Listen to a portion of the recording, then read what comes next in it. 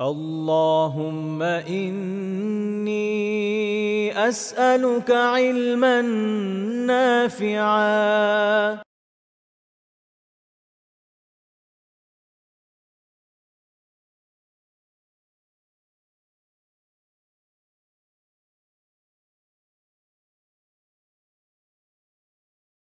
السلام عليكم ورحمة الله تعالى وبركاته.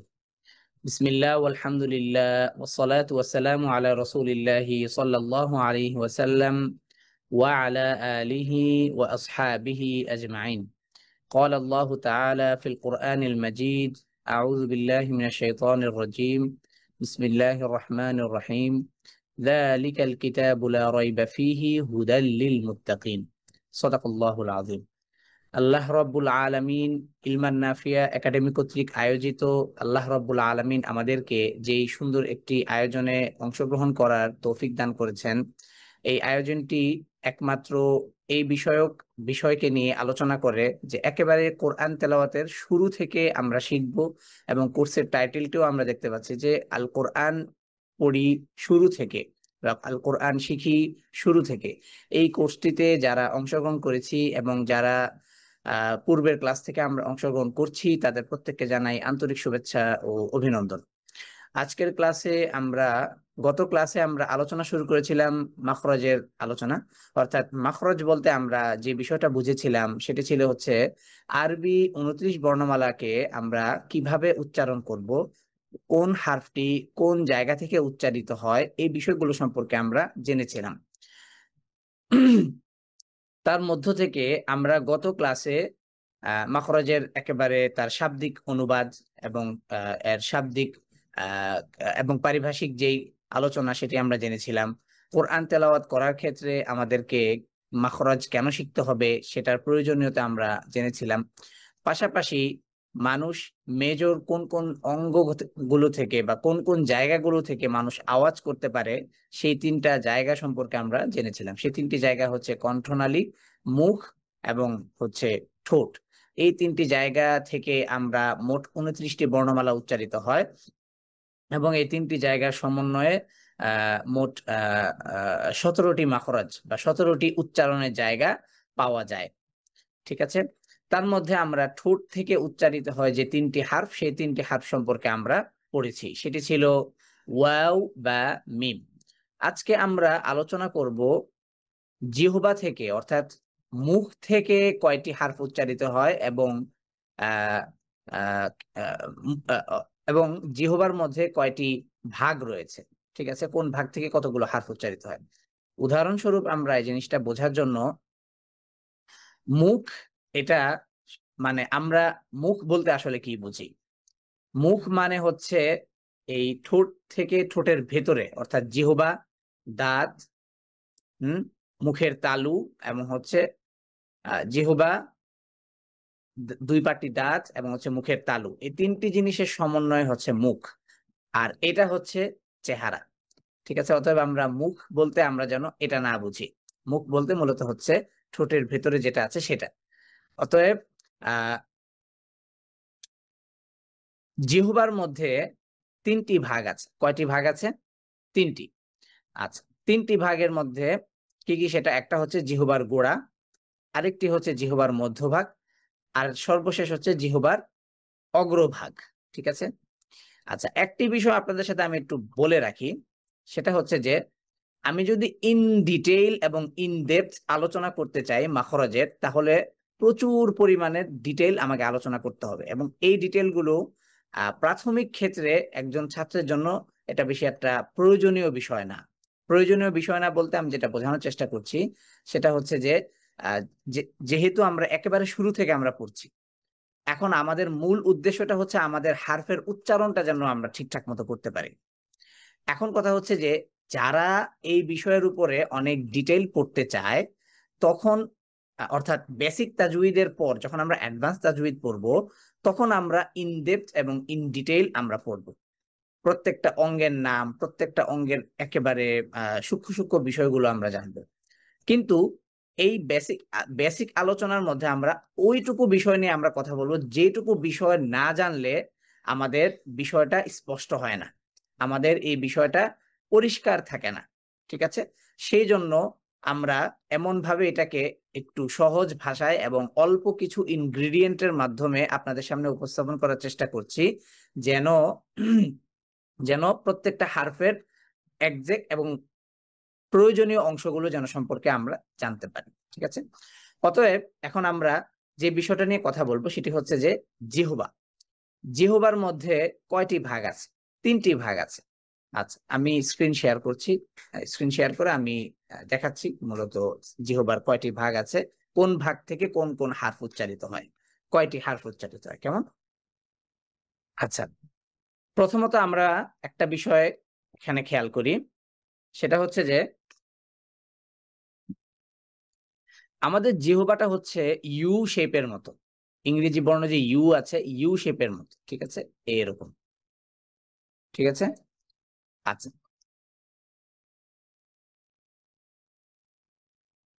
So এখন কথা হচ্ছে যে এটা যদি, সরি,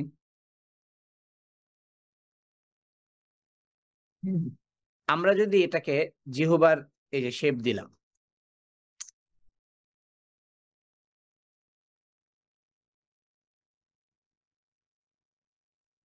ওকে, আচ্ছা, এটা হচ্ছে জিহ্বার অগ্রভাগ, কেমন?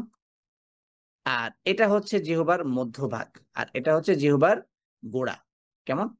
আচ্ছা, জিহ্বার যে গোড়া আছে, এই গোড়া থেকে 2টা হারফ উচ্চারিত, একটা হচ্ছে কফ, আর জিহ্বার মধ্যভাগ থেকে উচ্চারিত হয় 3টা হারফ। কয়টা? 3টা, জিম শিন ইয়া। এখান থেকে জিম শিন ইয়া, ঠিক আছে? আর জিহ্বার যে ভাগটা আছে, জিহ্বার একেবারে যে মাথা, এখান থেকে উচ্চারিত হয় অনেকগুলো হারফ। কি কি? লাম, নুন, র, ত, দাল, তা, সদ, সিন, সা, ঠিক আছে? য, জাল, সা, এর অনেকগুলো হারফ এই জিহ্বার অগ্রভাগ থেকে উচ্চারিত হয়। হ্যাঁ, তো এখন তার মানে হচ্ছে যে আমরা যদি জিহ্বার উপর ভিত্তি করে যদি বিষয়টাকে কল্পনা করি, তাহলে আমরা কি বুঝতে পারবো যে গোড়া থেকে যদি আমরা অগ্রভাগের দিকে আসি, তাহলে আমাদের একটা সিকোয়েন্স বা একটা জিনিস সহ মানে হবে, একটা সিকোয়েন্স মেনটেন হবে। কিন্তু যদি আমরা এখান থেকে অর্থাৎ জিহ্বার অগ্রভাগ থেকে যদি পেছনে যাই, তাও সিকোয়েন্স মেনটেন হবে, ঠিক আছে? তবে আমরা জিহ্বার গোড়া থেকে আমরা সিকোয়েন্স মেনটেন করে আমরা সামনের দিকে আসবো, তাহলে আমাদের জায়গাগুলো বুঝতে সহজ হবে, কেমন? আচ্ছা, আরেকটা বিষয়, জিহ্বার যে গোড়া আছে, এই গোড়া বরাবর উপরে হচ্ছে, অর্থাৎ আমাদের জিহ্বার উপরের অংশটাই তো হচ্ছে মুখের তালু, তাই না? তো জিহ্বার গোড়া বরাবর যেই অংশটা, মুখের তালুর যে অংশটা, সেটা হচ্ছে মুখের তালুর শুরু। জিহ্বার মধ্যভাগ বরাবর উপরে যে অংশটা আছে মুখের তালু, সেটা হচ্ছে মুখের তালুর মধ্যভাগ। জিহ্বার অগ্রভাগ বরাবর উপরে যে তালুর অংশটা আছে, সেটা হচ্ছে কি মুখের তালুর শুরু, ঠিক আছে? তাহলে আমরা যদি শুধুমাত্র জিহ্বাকে ব্যবহার করে বা জিহ্বাকে আমরা মেইন ফ্রেমে রেখে আমরা যদি মাখরজকে যদি আলোচনা করি, তাহলে আমরা মাখরজ সম্পর্কে ভালো করে বুঝতে পারবো ইনশাআল্লাহুল আজিজ, কেমন? তাহলে আমরা শুরু করব মাখরিজুল হরুফের বা আমরা জিহ্বার মাখরজটা আলোচনা শুরু করব কফ কাফ থেকে, অর্থাৎ জিহ্বার গোড়া থেকে সামনের দিকে আসবো। সামনের দিক বলতে জিহ্বার গোড়া থেকে জিহ্বার ভাগের দিকে আসবো, বা অর্থাৎ সামনের দিকে আসবো, ঠিক আছে? ওকে,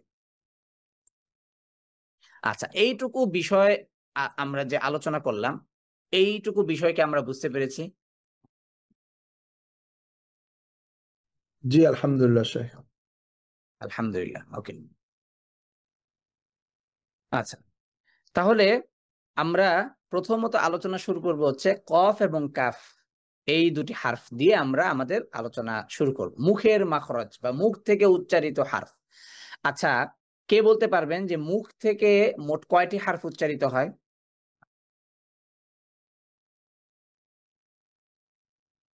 কেউ বলতে পারবেন যে মুখ থেকে মোট কয়টি হারফ উচ্চারিত হয়? 19টি। 19টি হারফ, সুন্দর, মাশাআল্লাহ। তাহলে আমরা গত ক্লাসে যে আলোচনা করেছিলাম যে 2 ঠোঁট থেকে, তাহলে দুই ঠোঁট থেকে কয়টি হারফ উচ্চারিত হয়, কে বলতে পারবে? 3টি। মাশাআল্লাহ, সুন্দর হয়েছে। আচ্ছা, এবার আমরা 19টি হারফ উচ্চারিত হয় 8টি জায়গার মধ্য দিয়ে, হ্যাঁ, অর্থাৎ 19টা হারফ উচ্চারিত হওয়ার জন্য 8টা জায়গা বা 8টা সিকোয়েন্স থেকে উচ্চারিত হবে, ঠিক আছে, বা 8টা জায়গা থেকে উচ্চারিত হবে। ক্লিয়ার? আচ্ছা, এবার কফ এবং কাফ উচ্চারিত হয় জিহ্বার গোড়ার সাথে মুখের তালুর গোড়া লেগে উচ্চারিত হবে। অর্থাৎ এখানে আমরা যদি দুইটা চিত্র আমরা দেখতে পাচ্ছি খুব সুন্দর করে, যে জিহ্বার গোড়াটা, আমি একটু এটাকে জুম করি, খেয়াল করে দেখলেই আমরা এটা ভালো করে বুঝতে পারবো। জিহ্বার গোড়া বরাবর উপরে, তার মানে হচ্ছে জিহ্বার গোড়া বরাবর উপর অংশটা কি? মুখের তালুর গোড়া। তাহলে এখানে আমরা স্ক্রিনেও যদি আমরা খেয়াল করি, চিত্রের দিকে যদি খেয়াল করি, তাহলে কিন্তু আমরা আরো ভালো করে বিষয়টা বুঝতে পারবো। এখানে আমরা দেখতে পাচ্ছি একটা শব্দ তরঙ্গ যাচ্ছে। তো এই শব্দ তরঙ্গ মাধ্যমেই আমরা বুঝতে পারলাম যে এই অংশটা লাগার পরবর্তীতেই হচ্ছে এখান থেকে কফ হারফের উচ্চারণটা নির্গত হয় বা বের হয়, ঠিক আছে। আচ্ছা, দ্বিতীয়ত হচ্ছে কফ, তার পরবর্তী হচ্ছে কাফ। ঠিক একইভাবে কফের ক্ষেত্রে হচ্ছে জিহ্বার গোড়া এবং মুখের তালুর গোড়া, ঠিক আছে, কিন্তু কাফের ক্ষেত্রে একটু সামান্য মানে সামনে এগিয়ে। এখানে আমরা দেখি স্ক্রিনের এই যে চিত্রটার দিকে যদি আমরা খেয়াল করি, তাহলে আমরা আরো ভালো করে বুঝতে পারবো যে এই যে লাল অংশটা, জিহ্বা তো এটা একটা মাংস, তো এটা যেই অংশগুলো লাল, স্ক্রিনের এই যে এই এখানে যেই ইয়েটা দেয়া আছে, চিত্রটা দেয়া আছে, তো এখানে আমরা দেখতে পাচ্ছি যে অংশগুলো লাল এগুলো হচ্ছে মূলত হচ্ছে মাংসের অংশ, ঠিক আছে, বা গোশতের অংশ, মুখের বা শরীরের, ঠিক আছে। আর এই যে সাদা অংশ যেগুলো, এটা হচ্ছে হাড়ের অংশ। আচ্ছা, এই বিষয়টা আপনি কিভাবে নিজে নিজে বুঝতে পারবেন চিত্র ছাড়া? এটা বোঝার জন্য মুখের কি বলে জিহ্বার অগ্রভাগটাকে আপনি উপরের দিকে লাগান, যেইটুকু অংশ আপনি শক্ত পাবেন সেটা হচ্ছে হাড়ের অংশ। জিহ্বার অগ্রভাগটাকে একটু পেছনের দিকে নেন, ভাঁজ করে পেছনের দিকে নেন, দেখবেন যে নরম অংশ পাচ্ছেন, সেটাই হচ্ছে মুখের তালুর মাংসের অংশ বা গোস্তের অংশ, ঠিক আছে। আচ্ছা, তো কাফ হচ্ছে মুখের জিহ্বার গোড়ার শেষ এবং মুখের তালুর গোড়ার শেষ, একেবারে আপনার হচ্ছে কি বলে এই কি বলে মুখের তালু যে হাড়ের অংশ, তার শুরুর অংশে গিয়ে লাগছে, বা একেবারে খুব কাছাকাছি, হ্যাঁ, দুটা মানে বলা যায় যে অনেকটা মানে বর্ডার সাইড আর কি, ঠিক আছে। আচ্ছা, সো এখন কথা হচ্ছে যে এই দুইটা হারফকে আরেকটু সহজে বোঝার জন্য, আরেকটু সহজে আমরা মানে জিনিসটাকে বোঝার জন্য এখানে আমরা একটা বিষয়, এখানে আরেকটা চিত্র আমরা নিয়ে এসেছি, যে এই যে জিহ্বার গোড়া থেকে কফ, আর এটা হচ্ছে যে একেবারে জিহ্বার গোড়ার শেষ অংশ কাফ, এবং এই দুইটা অংশ জিহ্বার এই দুইটা অংশ মুখের তালুর কোন কোন অংশে গিয়ে লাগছে, ঠিক আছে। আচ্ছা, এইটুকু বিষয়কে আমরা বুঝতে পেরেছি।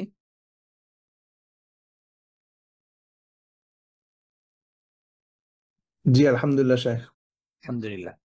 ওকে, এখন কথা হচ্ছে যে এই মাখরজটা আরো বেশি মানে উপলব্ধি হওয়ার জন্য বা আরো বেশি সহজে বোঝার জন্য আমরা এটাকে প্র্যাকটিস করব। যখন আমরা এটাকে হারাকা দিয়ে প্র্যাকটিস করব, তখন আমাদের এই মাখরজটা একদম সহজে আমাদের আয়ত্তের মধ্যে চলে আসবে ইনশাআল্লাহ। আচ্ছা, এখন আমরা একটা ছোট্ট একটা ভিডিও দেখব কফ এবং কাফের ক্ষেত্রে, যেটা আমরা পূর্বেও প্রত্যেকটা মাখরজের ক্ষেত্রে আমরা এরকম একটা ছোট ছোট ভিডিও দেখেছি। তার উচ্চারণের জায়গাটা অ্যানিমেটেড উপায়ে যদি দেখা যায় তাহলে আমরা আরো সহজে বুঝতে পারবো। একটু খেয়াল করে দেখি, যখন এই হারফটা উচ্চারিত হচ্ছে তখন কিন্তু জিহ্বার গোড়াটা উপরের দিকে আপনার হচ্ছে মুখের তালুর গোড়াতে গিয়ে লাগছে। যখন লাগছে, যে অংশটা লাগছে সেখানে কিন্তু একটা সাদা বিন্দু বা একটা ডট দেখা যাচ্ছে, আমরা খেয়াল করব।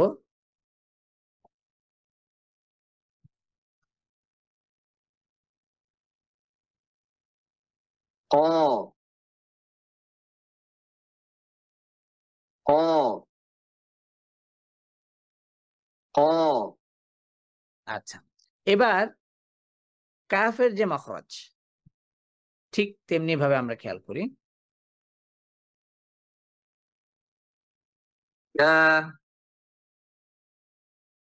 গা গা গা গা গা। এই যে এখানে একটা সাদা বিন্দু দেখা যাচ্ছে, এই অংশতে গিয়ে কাফের মাখরজ বা এখান থেকে কাফের উচ্চারণটা বের হয়। ঠিক আছে, তো এই অংশটা একেবারে মুখের তালুর মাংসের অংশের শেষ এবং মুখের তালুর হাড়ের অংশ শুরু, একেবারে বলা যায় যে মানে বর্ডার সাইডের মতো আর কি, দুইটার মাঝখানে। ঠিক আছে, আচ্ছা, তো এখন হচ্ছে আমরা এটাকে অনুশীলন করব। আচ্ছা, যারা অনুশীলন করতে চান আপনারা হ্যান্ড রেজ করবেন প্লিজ।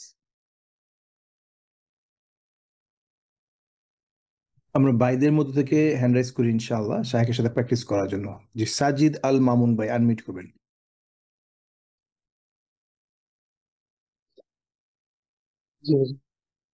জি, আমার সাথে অনুশীলন করি, বলি ক।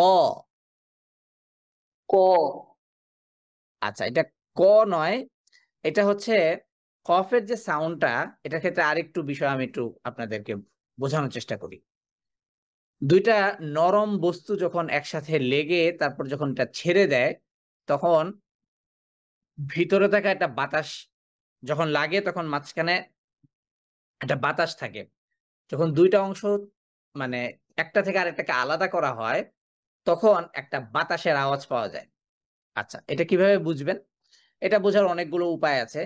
আমার কাছে একটা মানে আমার কাছে একটা ছোট্ট উপায় আছে, সেটা হচ্ছে যে আমাদের হাতের মধ্যে সবচেয়ে নরম জায়গাটা হচ্ছে হাতের তালু। ঠিক আছে, তো দুই হাতের তালু আপনি যদি এইভাবে একটার সাথে এভাবে লাগান, ঠিক আছে, লাগিয়ে যদি হালকা করে ছেড়ে দেন দেখবেন যে মাঝখানে একটা আওয়াজ হয়। দুই তালুর মধ্যখান মানে দুই তালুর মাঝখান থেকে একটা সাউন্ড বের হয় যখন আপনি দুই তালুকে বা দুই হাতকে এভাবে আলাদা করছেন। এই আলাদা করার মধ্য দিয়ে আলাদা করার পর ওই যে একটা বাতাস যে আটকে ছিল ওই বাতাসটা কি হয়, একটা আওয়াজ হয়। ঠিক তেমনি ভাবে জিহ্বার গোড়া এবং মুখের তালুর যে গোড়া, এই দুইটা হচ্ছে দুইটা নরম মাংসের অংশ।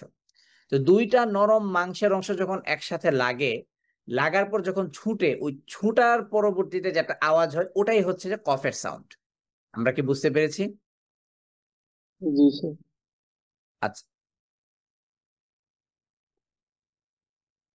কিন্তু পক্ষান্তরে কাফের ক্ষেত্রে হচ্ছে কিন্তু খেয়াল করে দেখেন, কা এটার ক্ষেত্রে কিন্তু মানে আপনার হচ্ছে শক্তও না নরমও না, কারণ ওই যে মুখের তালুর মাংসের অংশের মানে শেষ আর জিহুবার গোড়ার শেষ অংশ। হ্যাঁ, তো এই জন্য দেখা গেছে যে এটার ক্ষেত্রে ওই কফের মতো ওই বাতাস আটকে যে একটা বাতাস মানে বাতাস আটকে তারপর যে ছুটে যাওয়ার পর যে আওয়াজটা, এটা আর হয় না। তো কাফের আওয়াজটা হচ্ছে সাবলীল কা, কিন্তু কফের ক্ষেত্রে হচ্ছে অ। কি অ? ঠিক আছে, আচ্ছা, এবার আমার সাথে পড়েন দেখি। কফ জবর ক।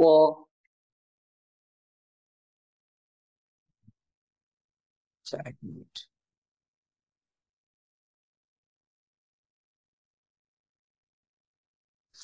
আচ্ছা, এবার আমার সাথে বলি ক। ক হ্যাঁ, ই। ই মাশাআল্লাহ, সুন্দর হয়েছে। উ। উ আচ্ছা, খেয়াল করে দেখেন যখন আপনি কফ উচ্চারণ করছেন তখন কিন্তু আর মুখের তালু আর জিহ্বার গোড়াটা কিন্তু লেগে নেই, ছুটে গিয়েছে, তাই না? জি স্যার। একটু খেয়াল করলেই বিষয়টা বুঝতে পারবেন। আচ্ছা, আচ্ছা, এবার আমার সাথে বলেন কা। কা কি। কি কু। কু আচ্ছা, কাফের উচ্চারণ যদি কখনো যদি এরকম মনে হয় যে খুব মানে এটাকে যদি খুব ডিফিকাল্ট মনে হয়, আমি একটা সহজ উপায় বলি, সেটা হচ্ছে বাংলা ক যেভাবে আমরা পড়ি ঠিক সেভাবেই আপনি উচ্চারণ করলেই হবে, কা কি কু। ঠিক আছে, ক কার কা, কর সুকার কি, কর সুকার কু। ঠিক আছে, তাহলে কাফ ফাতহা কা, কাফ কাসরা কি, কাফ দম্মা কু। ঠিক আছে, তাহলে এটা সহজে আমাদের মনেও থাকবে এবং উচ্চারণ করতেও আমাদের জন্য সহজ হবে। কফের ক্ষেত্রে একটু ডিফারেন্ট কেন? তার কারণ হচ্ছে কফ হচ্ছে এমন একটা হার্ফ যেটা আমাদের বাংলা ভাষাতে নেই। এটা আরবি ভাষার একটা স্বতন্ত্র উচ্চারণ। কেমন? ঠিক আছে। আচ্ছা, জি, এবার আমার সাথে আরেকজন অনুশীলন করতে চাইলে করতে পারেন, হ্যান্ড রেজ করবেন প্লিজ। আরেকজন ভাই হ্যান্ড রাইজ করি ইনশাআল্লাহ। শায়েখ হেল্প করবে ইনশাআল্লাহ। আমরা জড়তা কাটায় একটু হ্যান্ড রাইজ করে শায়েখকে সহযোগিতা করি ইনশাআল্লাহ। এটা আপনি উপকৃত হবেন, আমরা উপকৃত হব। রাবিয়া যিনি হ্যান্ড রাইজ করছেন, যদি ভাই হন তাহলে আনমিউট করবেন।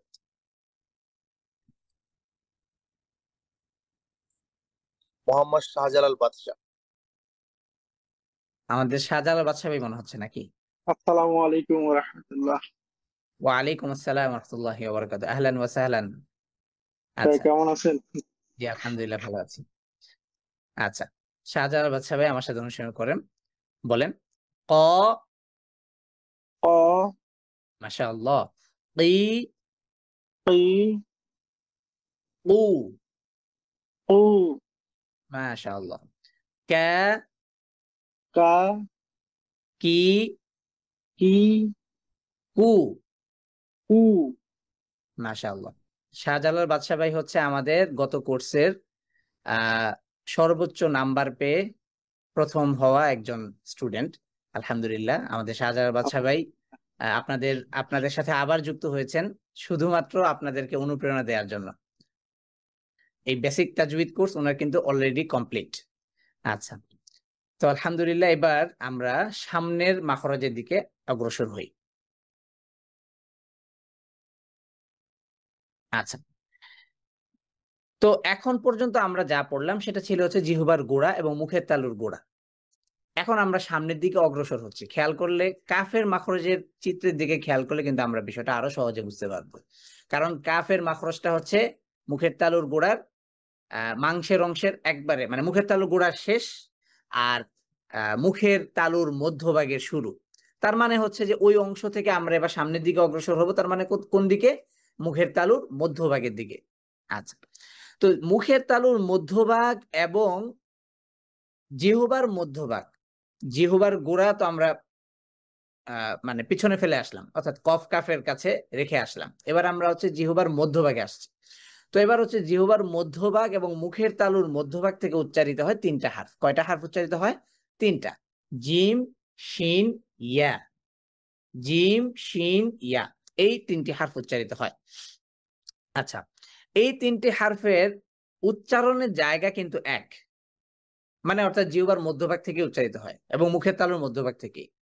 হালকা কিছুটা ডিফারেন্স আছে। হ্যাঁ, কেমন ডিফারেন্স?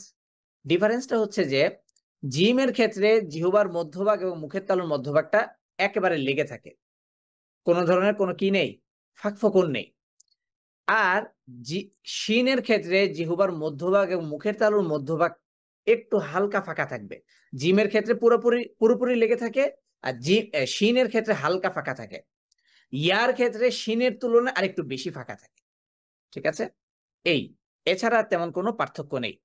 আচ্ছা, এই বিষয়টাকে সহজে বোঝার জন্য এখানে আমরা একটা চিত্র নিয়ে এসেছি, আর একটা মুকরানা নিয়ে এসেছি, অর্থাৎ তুলনামূলক বা তুলনা বোঝানোর জন্য আমরা একটা ছোট্ট ভিডিও নিয়ে এসেছি। কেমন?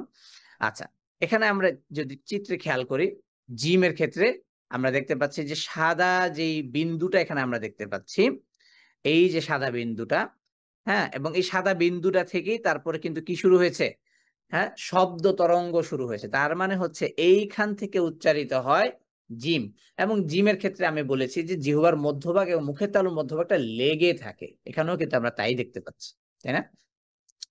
আচ্ছা, শিনের ক্ষেত্রে আমরা বলেছিলাম যে জিহ্বার মধ্যভাগ এবং মুখের তালুর মধ্যভাগ থেকেই উচ্চারিত হবে, কিন্তু হালকা ফাঁকা থাকবে, এখানেও কিন্তু আমরা তাই দেখতে পাচ্ছি। ঠিক আছে। আচ্ছা, যদি ফাঁকা না থাকে তাহলে এই হারফটা উচ্চারণ করা সম্ভব নয়। কেননা আপনি উচ্চারণ করেন যা, জিম, কিন্তু শিনের ক্ষেত্রে আমরা কিন্তু একটা বাতাসের সঞ্চারণ পাচ্ছি মুখের মধ্যে। ঠিক আছে, বাতাসের উপস্থিতি পাচ্ছি। শা, শি, শু।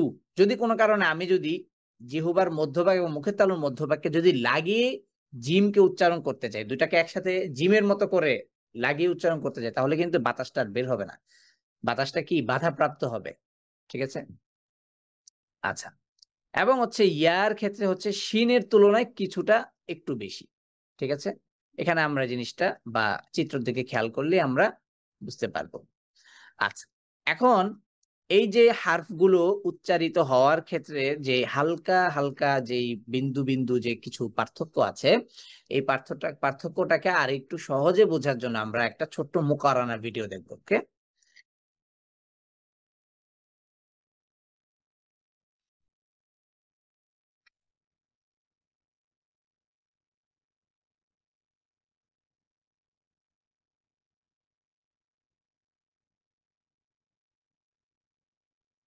আচ্ছা আরেকটু আমি পেছন থেকে শুরু করি একেবারে। এখানে আমরা দেখতে পাচ্ছি যে যেই হারফটা যেখান থেকে উচ্চারিত হয় সেই সকল জায়গায় সাদা বিন্দু এবং হচ্ছে কি শব্দ তরঙ্গ যাচ্ছে। তার মানে জায়গাটা আমরা সহজে যেন বুঝতে পারি, এটার ক্ষেত্রে আমরা একটা মুকাররনা ভিডিও এই স্লাইডে যোগ করেছি। ওকে, সো এখন আমরা হচ্ছে এই তিনটি হারফকে হারাকা দিয়ে অর্থাৎ ফাতহা কাসরা দম্মা দিয়ে আমরা উচ্চারণ করব, অর্থাৎ জ বর্জের পেশ দিয়ে উচ্চারণ করব বা প্র্যাকটিস করব আর কি। তো যারা অনুশীলন করতে চান আমার সাথে তারা হ্যান্ড রেজ করতে পারেন। আচ্ছা, অনুশীলনের পূর্বে অনুশীলনের পূর্বে আমরা এই কি বলে ছোট ছোট কিছু ভিডিও দেখব হারফের মাখরাজটা বোঝার জন্য বা উচ্চারণের জায়গাটা আরো ভালোভাবে বোঝার জন্য। কেমন? জিম জিম প্রথমে আমরা জিম দিয়ে শুরু করছি। ভিডিওতে একটা জিনিস খেয়াল করলে আমরা দেখব যে যেই জায়গা থেকে হারফটা উচ্চারিত হচ্ছে সেই জায়গাটা কিন্তু একটা কালো বিন্দু দিয়ে বোঝানোর চেষ্টা করা হচ্ছে। এই যে দেখেছেন, এই আমি একটু মার্কার নিয়ে আসি।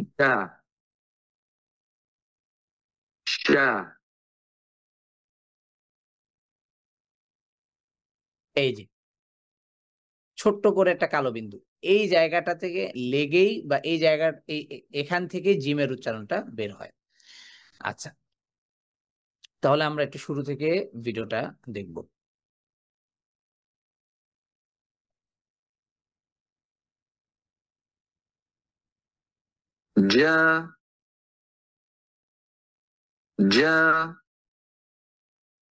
আচ্ছা, এবার আমরা দেখব শিনের ক্ষেত্রে শিন কিভাবে উচ্চারিত হয়।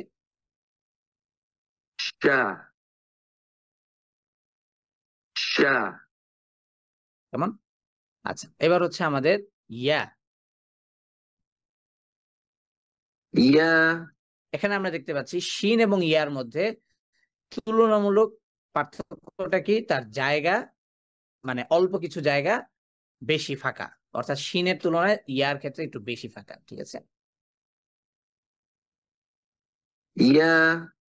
ওকে, এবার আমরা অনুশীলনের দিকে যাব ইনশাআল্লাহুল আজিজ। আচ্ছা, যারা হ্যান্ড রাইজ করেছেন, আচ্ছা কে কে হ্যান্ড রাইজ করেছেন? সাজিদ আল মামুন ভাই হ্যান্ড রাইজ করেছেন। আচ্ছা, জি সাজিদ আল মামুন ভাই আমার সাথে অনুশীলন করবেন। আমার সাথে পড়ি। জা জি জু শা শি শু ইয়া ই ই। না, ই নয়, এটা হচ্ছে ই ই। হ্যাঁ, ইউ।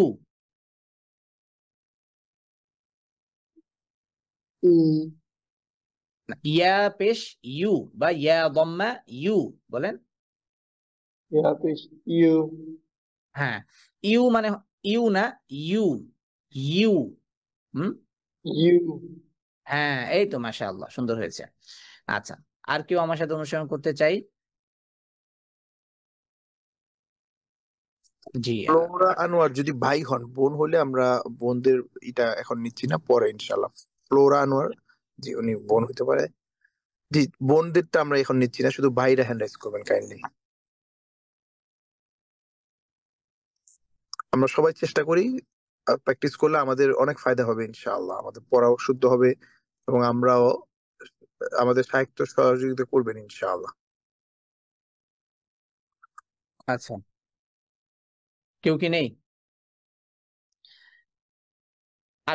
জি, আনোয়ার কামাল। ভাই জি, আনমিউট করবেন।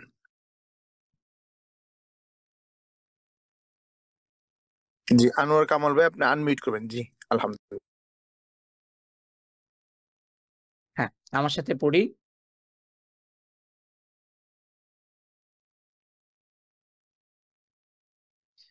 আনোয়ার হ্যাঁ, এই তো এবার মিউট জি, আনমিউট হয়েছে। জি, আমার সাথে বলি।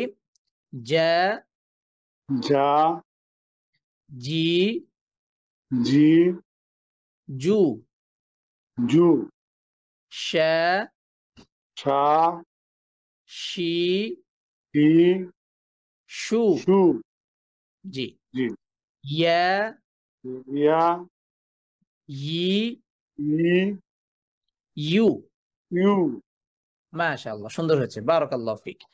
আলহামদুলিল্লাহ, আমরা আজকে আমাদের যে আলোচনার যে বিষয়বস্তু ছিল, সেই আলোচনার বিষয়বস্তুগুলো আমরা আজকে শেষ করেছি আলহামদুলিল্লাহ। আজকে আমরা মোট 5টি হারফের মাখরিজ বা 2টি মাখরজ আমরা শেষ করেছি। এক হচ্ছে জিহ্বার গোড়া থেকে যে যে কয়টি হারফ উচ্চারিত হয়, এবং জিহ্বার মধ্যভাগ থেকে, অর্থাৎ জিহ্বার গোড়া এবং মধ্যভাগ আজকে আমরা শেষ করেছি।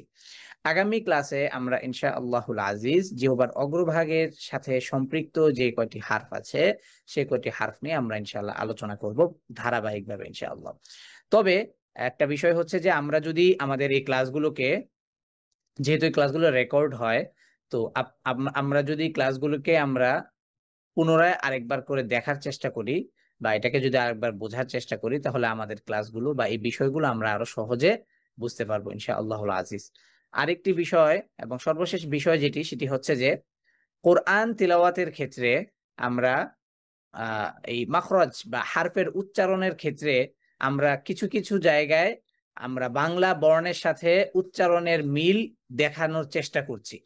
এটা শুধুমাত্র এই জন্যই দেখানোর চেষ্টা করছি যাতে আপনি বিষয়টাকে সহজে বুঝতে পারেন। যে যেমন শিন, এটা বাংলা বর্ণ তলাব্বস্যর মতো করে উচ্চারিত হয়। জিম বাংলা বর্ণ বরিগার্যর মতো উচ্চারিত হয়। কাফ বাংলা বর্ণ কয়ের মতো উচ্চারিত হয়। এই বিষয়গুলো শুধুমাত্র আপনাদেরকে বোঝানোর জন্য যে উচ্চারণটা আমাদের ভাষাতেই, আপনি আপনার কথাতেই আপনি এগুলো উচ্চারণ করে থাকেন। এগুলো এমন আহামরি কঠিন কিছু না।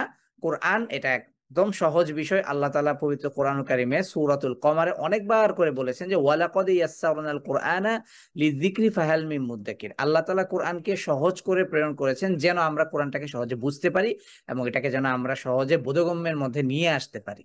কথা বোঝা গিয়েছে?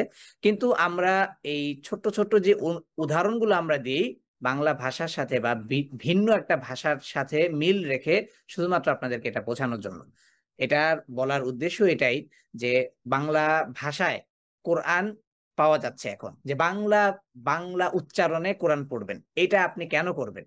আপনার নাম যদি হয়ে থাকে আব্দুল করিম, আপনাকে যদি আমরা যদি বা কেউ যদি আপনাকে বিকৃত করে যদি আপনাকে ডাকে, আপনার কি খারাপ লাগবে না?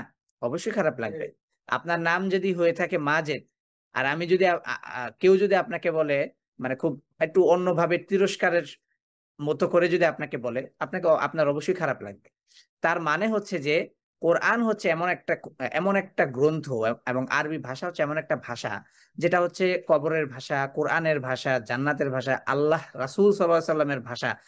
এবং আল্লাহ তাআলা নিজেও এই কোরআনের নিজেও এই আরবি ভাষাকে এতটাই পছন্দ করেছেন যে আসমানি গ্রন্থের মধ্যে সবচেয়ে শ্রেষ্ঠ গ্রন্থকে আল্লাহ তাআলা আরবি ভাষায় অবতীর্ণ করেছেন।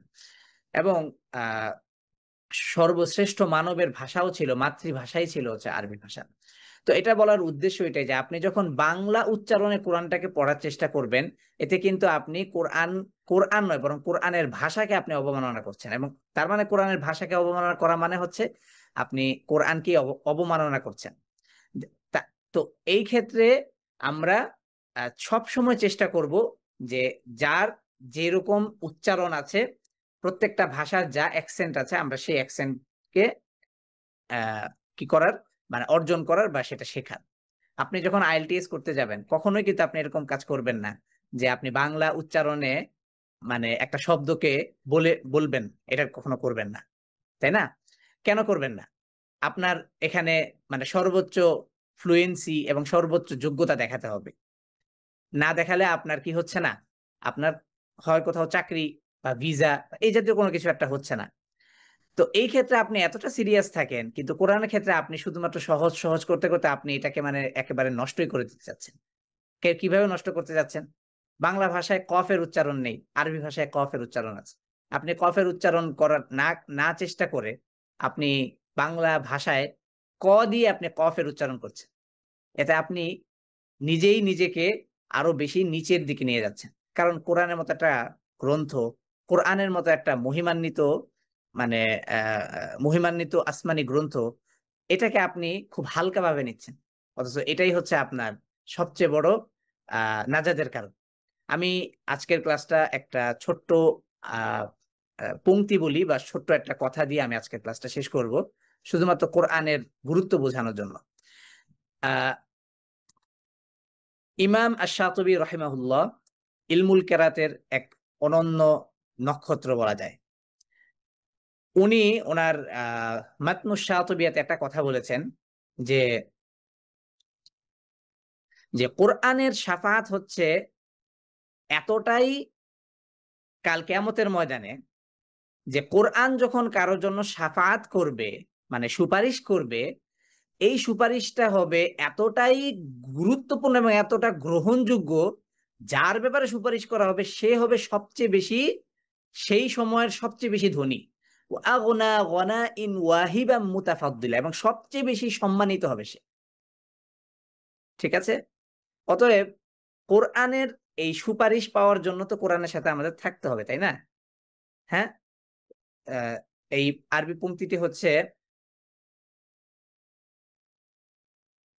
আচ্ছা আমার এখন মনে আসছে না, যাই হোক, আরবির পংক্তিটার যে অনুবাদটা বা মূল যে কথাটা সেটাই আপনাদের সাথে আমি শেয়ার করলাম। অতএব কোরআনের সাথে যদি আপনি না থাকতে পারেন, তাহলে আপনি কোরআনের শাফাআতটা আপনি কিভাবে আশা করেন? এবং কাল কিয়ামতের ময়দানে যেই কঠিন পরিস্থিতিটা হবে, বর্তমানে বাংলাদেশে যেরকম গরম চলছে, এই গরমে আমরা টিকতে পারছি না, তা যখন সূর্য মাথার 1 বিঘা উপরে থাকবে তখন আমাদের কি অবস্থা হবে? তখন আমাদের অবস্থাটা কি হবে? যাকে বিচারের জন্য ডাকা হবে সে কিছুটা স্বস্তি পাবে যে আমার একটা জায়গায় ডাকা হচ্ছে, কিন্তু যতক্ষণ পর্যন্ত বিচারের জন্য ডাকা হবে না, ততক্ষণ পর্যন্ত মানুষ মানে মানে হাই হুতাশ করতে থাকবে, ইয়া নাফসি করতে থাকবে যে কোন দিকে যাব, কোথায় যাব। অতএব যখন আল্লাহ তাআলা আপনার জন্য কোনো ধরনের কোনো সিদ্ধান্ত যখন নিবেন, তখন যদি কোরআনের শাফাআত যদি আসে আপনার, বা কোরআন আপনার পাশে দাঁড়িয়ে বলেছে যে সেই হচ্ছে আমার কি সাহেব, দুনিয়াতে সে আমাকে নিয়ে তার জীবনকে অতিবাহিত করেছে, তো তখন আপনার ওই কঠিন মুহূর্তে যখন কোরআনের শাফাআত বা কোরআনের সুপারিশ আপনার জন্য আসবে, তার মানে তখন আপনি বুঝতে পারবেন যে আপনি কতটা দামি এবং কতটা সম্মানিত মানুষ। কঠিন ভিড়ের মধ্যে যখন আমরা হঠাৎ করে আমাদের নাম ঘোষণা পাই, আমাদের কিন্তু একটু স্বস্তি লাগে যে অনেকক্ষণ অপেক্ষার পরেও আজকে কাগজ জমা দিতে পারছি, আজকে এটা নিয়ে যেতে পারছি। কিন্তু যদি না নিয়ে যেতে পারি বা না করে যেতে পারি, তখন কিন্তু আমাদের মধ্যে খুব রাগ এবং খুব আফসোস হয়, কি হলো। ঠিক কিয়ামতের সিচুয়েশনটা ঠিক এরকমই হবে। আল্লাহ তাআলা আমাদেরকে কোরআনের সাথে থাকার তৌফিক দান করুক, কোরআনকে বুঝার এবং কোরআনের যেই যেভাবে আমাদেরকে দিক নির্দেশনা দিয়েছে, আমরা সেই দিক নির্দেশনা অনুযায়ী যেন আমরা যেন জীবনটাকে মানে জীবনটাকে যেন চালনা করতে পারি, আল্লাহ তাআলার রাজি খুশির উপর যেন আমাদের জীবনটা চলে, সেই আশা এবং আকাঙ্ক্ষা ব্যক্ত রেখে আজকের এই কোরআন শিখি একদম শুরু থেকে বা আল কোরআন শিখি শুরু থেকে এই কোর্সের আজকের ক্লাসটা আমরা এখানে শেষ করব। সুবহানাকাল্লাহুম্মা ওয়া বিহামদিকা আশহাদু আল্লা ইলাহা ইল্লাল্লাহু ওয়া আশহাদু আন্না মুহাম্মাদান আবদুহু ওয়া রাসূলুহু। আল্লাহুম্মা সাল্লি ওয়া সাল্লিম ওয়া বারিক আলা সাইয়্যিদিনা মুহাম্মাদ ওয়া আলা আলিহি ওয়া আসহাবিহি আজমাইন। هذا ما عندي والسلام عليكم ورحمة الله تعالى وبركاته.